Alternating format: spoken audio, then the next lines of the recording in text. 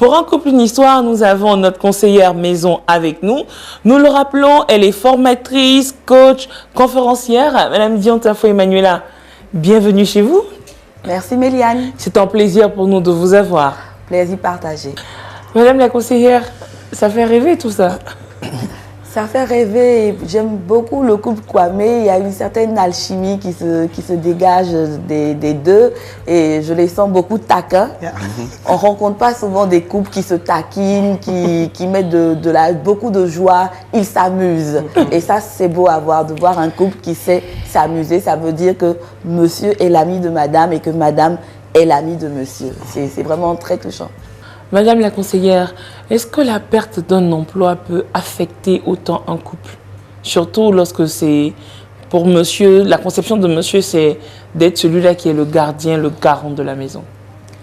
Tout à fait, tout à fait. Quand on prend l'exemple de monsieur et madame Kwame, moi j'ai, avant de revenir à la question, d'avoir quelques petites précisions. Monsieur prenait en charge tous les besoins de la maison. Monsieur perd son emploi. Est-ce qu'il y a des entrées particulières malgré la perte d'emploi? Est-ce que vous avez une autre activité en dehors du poste que vous occupiez qui vous emmenait de l'argent ou le couple vivait uniquement sur les revenus de madame? Exactement. Donc vous voyez que dans leur cas, la perte d'emploi n'a pas changé leur rythme, n'a pas changé leur niveau de vie. Et dans ce cas-là, l'impact du chômage va être plus psychologique que financier. Les habitudes de la maison n'ont pas changé. On ne manquait pas de nourriture sur la table. Les 3 repas ont été conservés. Il y avait une certaine aisance de déplacement. On n'a pas senti la perte de l'emploi dans le quotidien du couple Kwame. La question fondamentale qui se posait à eux, est-ce que si ce chômage-là durait dans le temps, perdurait, comment la vie au quotidien allait être? Donc l'angoisse était psychologique de sorte qu'il fallait, dans un laps de temps assez rapide, retrouver un autre emploi afin de maintenir ce niveau de vie stable. L'impact du chômage est plus grand lorsque le couple en question, l'époux sur qui reposent toutes les charges du ménage, n'a pas été aussi prévisible que M. Kwame, n'a pas su prévoir un budget de souveraineté familiale. En ce moment-là, le quotidien change. On a des problèmes pour payer le loyer, on a des problèmes pour se déplacer et là, nous sommes en pleine crise et psychologique et financière dans le couple. Donc, l'impact va se faire plus sentir dans cette catégorie de couple-là. Et dans le cas aussi du couple Kwame, on a un facteur aggravant qui est la maladie de leur enfant. Dans leur description, j'ai senti un M. Kwame très fort et je m'attendais à voir à quel moment il allait craquer. Et là, la maladie est venue faire craquer M. Kwame parce que Mme Kwame a dit, là, nous avons pleuré. Monsieur a pleuré, le pilier de la famille. Lorsque Mme Kwame perd son père, je pense qu'on a assisté à un transfert de paternité du père de Mme Kwame à M. Kwame. Il s'est vraiment mis dans la peau du paternel et il doit prendre la relève, assurer la vie, le quotidien de son épouse, tout comme son père l'avait fait et elle ne devrait en aucune façon sentir l'absence de ce père. Aujourd'hui, le voici lui-même père et dans l'incapacité presque de pouvoir subvenir aux moindres besoins de son enfant face à la maladie. Et ça, je pense que psychologiquement, c'est plus difficile à tenir dans la durée lorsqu'on est dans une situation de chômage, de manque, où on n'a peut-être plus d'assurance, ou que l'assurance peut-être de madame ne couvre pas la totalité des charges, des prises en soin de la maladie de l'enfant. Toujours dans votre émission Un couple, une histoire, et là nous nous tournons vers notre conseillère. Est-ce que la perte d'un emploi pour l'homme sur qui reposent toutes les finances de la famille peut affecter l'évolution de cette famille? Je dirais oui et non à la fois. Tout dépend du coffre, du charisme que vont avoir monsieur et madame. Oui, ça pourrait affecter dans le sens où la masculinité de l'homme a été longtemps associée à sa capacité à soutenir, à survenir aux besoins de sa famille. Et lorsque cette dignité, cette masculinité, cette virilité est affaiblie par le fait que l'homme se retrouve en dépendance financière vis-à-vis de son épouse, bien souvent, certains hommes le gèrent mal. On va arriver à assister à des hommes qui deviennent colériques, qui ne communiquent plus, qui s'énervent souvent dans la maison. Et devant une situation pareille, lorsque la femme, elle aussi, n'a pas assez de recul pour comprendre la souffrance de son mari, elle va rentrer aussi en conflit dans une posture de défense, au lieu d'avoir une posture d'assistance vis-à-vis de son mari qui vit un véritable calvaire interne. Alors, comment un couple devrait remonter la pente dans ce genre de situation? Beaucoup de communication, je dirais. Beaucoup de communication. Lorsque c'est l'homme qui perd sa capacité financière, la femme doit être dans une posture de sécurité, de manifestation plus grande d'amour.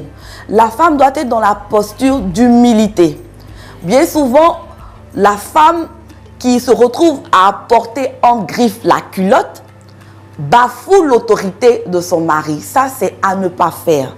Même si c'est vous qui survenez à tous les besoins de la maison, vous n'avez pas besoin de le chanter, de le crier à tort et à travers.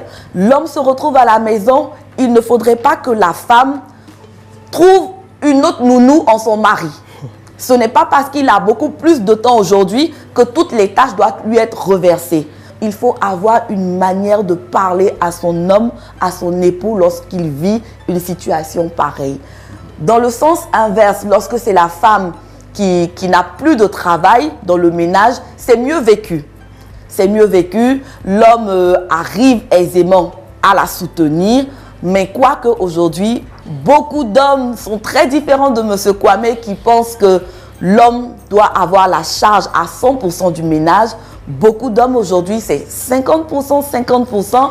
Et lorsque la femme perd sa part des 50%, il ne faut pas la brimer, il ne faut pas la diminuer davantage dans son essence de femme. Donc, c'est beaucoup de manifestations d'amour, beaucoup de communication, beaucoup d'humilité de part et d'autre et surtout beaucoup de charisme pour la personne qui va survenir aux besoins de la maison, de sorte à ne pas écraser, diminuer dans sa dignité l'autre personne du couple qui est en difficulté financière. Madame la conseillère. Alors, je ne partage pas tout à fait l'avis de M. Kwame. L'indépendance financière, pour moi, est capitale pour une vie de couple. Premièrement, parce que M. Kwame l'a dit, la femme a besoin de se réaliser elle-même pour se sentir bien dans sa peau, pour se sentir exister par elle-même. Une femme qui se sent bien dans sa peau, il y a un impact direct sur la vie de couple. Donc, une femme, à contrario, qui ne se sent pas bien dans sa peau parce qu'elle est tout le temps obligée de tendre la main, même pour s'acheter un gloss à lèvres, il y a une qualité de vie dans le couple qui peut manquer à un moment donné. Deuxièmement, pourquoi l'indépendance financière est capitale? Parce que, avec l'exemple du couple Kwame, il y a des aléas du direct de la vie. Donc, une femme qui n'est pas indépendante financièrement, lorsqu'un coup dur va arriver, le couple va se retrouver dans une situation qui peut friser la précarité dans beaucoup de cas qu'on a déjà rencontrés. Donc pour vous, il faut forcément que la femme ait l'indépendance financière. Elle ne doit pas attendre non, l'homme. Pour moi, non. Et l'indépendance financière ne veut pas dire systématiquement participation aux charges de la maison. Ça aussi, il faut faire la différence entre ces deux termes-là. L'indépendance financière, pour moi, c'est la capacité de générer de la ressource que la femme doit avoir. Ça, c'est indispensable. Une femme qui n'a pas la capacité de générer de la ressource, c'est un problème à mon sens. Lorsqu'on vous suit, elle doit générer des ressources, mais pas forcément les utiliser dans le couple. L'utilisation des ressources de la femme dépend de l'alchimie qu'il y a ou de l'entente qu'il y a dans le couple. Madame la conseillère, je ne dirai pas votre mot de fin, les mots de fin pour cette fois-ci. Notre conseillère maison, hein, il faut le rappeler. Alors, merci au couple Kwame. J'ai beaucoup encore apprécié, comme j'ai dit tout à l'heure, votre alchimie. Vous vous cajolez beaucoup, beaucoup de tendresse. J'ai entendu chérie, bébé, coco, mon petit. C'est cette harmonie-là qui montre l'épanouissement réel d'un couple. Ils sont en dehors de leur maison, dans un endroit qu'ils découvrent aujourd'hui, mais ils ont gardé l'essence de ce qu'ils sont dans leur quotidien. Et c'est ce qui montre l'unité et l'épanouissement réel du couple. Et par rapport au sujet d'aujourd'hui, j'aimerais inviter les couples à se soutenir lorsque des difficultés arrivent dans la marche de la vie à deux. La perte d'un emploi, ça peut arriver à n'importe quel moment. Ça peut autant arriver à monsieur comme autant arriver à madame.